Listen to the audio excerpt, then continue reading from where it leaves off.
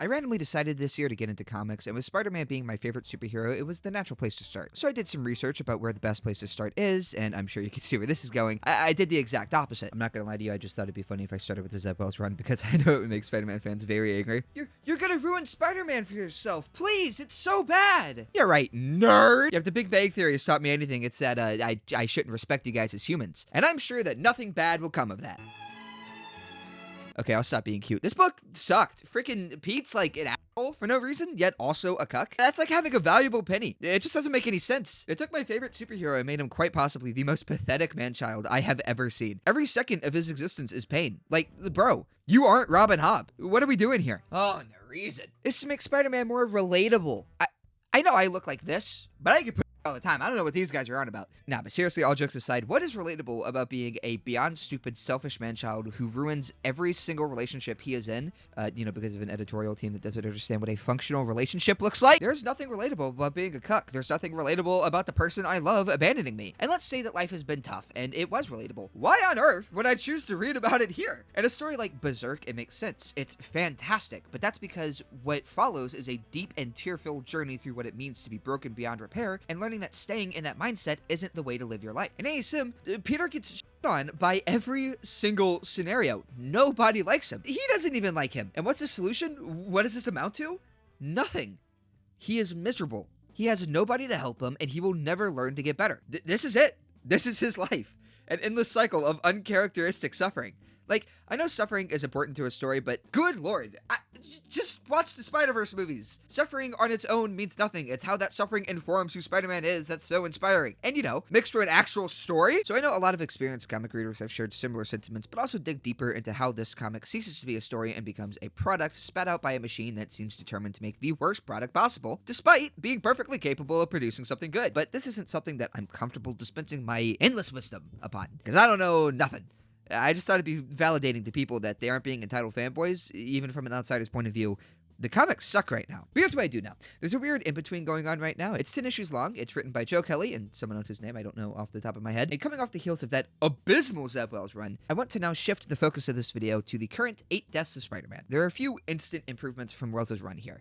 Peter's life is believably in shambles. This is stuff he should know after being Spider-Man for like 70 years, but I have to admit that his relationship struggles are actually possible to be perceived as relatable. Like Paul? That's not relatable. Loving people but struggling to fulfill their needs because you're very bad at time management? That's a little relatable. Peter is still a man-child, but it's more in a Scott Pilgrim way this time, and those books are awesome, so, whatever. And there's smaller things about the narrative, like how the only reason Peter is in this situation is because he's doing the usual Spider-Man thing of defending people without a second thought. Like, if this was Wells' run, Spidey would have made some weird leap in logic to help Doom, but here, Peter isn't helping Doom. He's just being Spider-Man and trying to save everyone.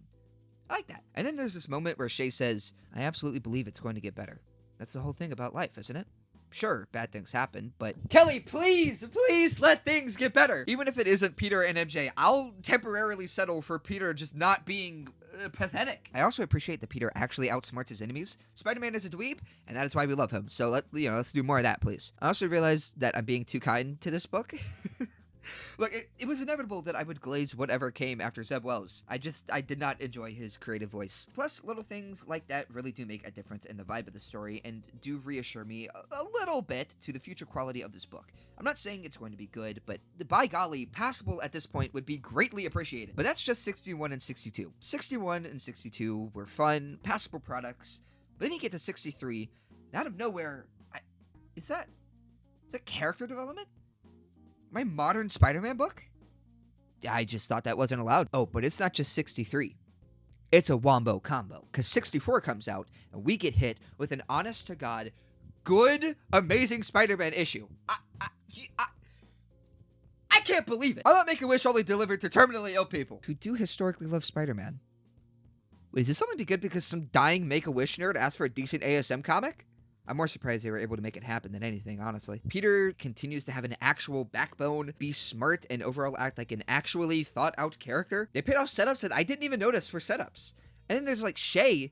Shay is fine. They still haven't developed her to my liking yet, but they at least take steps each issue towards that. Like, I know at the end of the day, Shay is just going to be another name that Marvel can print into the Spider-Man trivia card game, but I am genuinely interested in seeing them develop an actual relationship between Peter and Shay. Obviously, it's not going to end well, but like, I'm going to see what happens. Plus, the entire issue is about how Peter is sick of dying and doing everything he can to beat a Scion without, seeing Phil Coulson. And he actually succeeds. Spider-Man succeeds in this issue. That hasn't happened in years. But, it is Spider-Man, he gets hit with that Parker luck. But he still succeeded. However, I'm actually a huge fan with the way they handled the Parker luck in this issue. Because, look at it. Do you not understand? The entire issue was building up to this joke, the final panel. And it works flawlessly. It is cosmically hilarious. Friggin' bravo. Like, I normally have to go to Ultimate Spider-Man to make me feel better about Spider-Man comics, but this was wonderful. I doubt this will be the new standard, but gosh darn it, let's learn the same lesson Peter is. All right, things suck, but there are small joys. And Justina Ireland gave us a little joyous egg in our trying time, and I really appreciate that. Thus far, my thoughts on this miniseries, or whatever you want to call it, are kind of conflicting.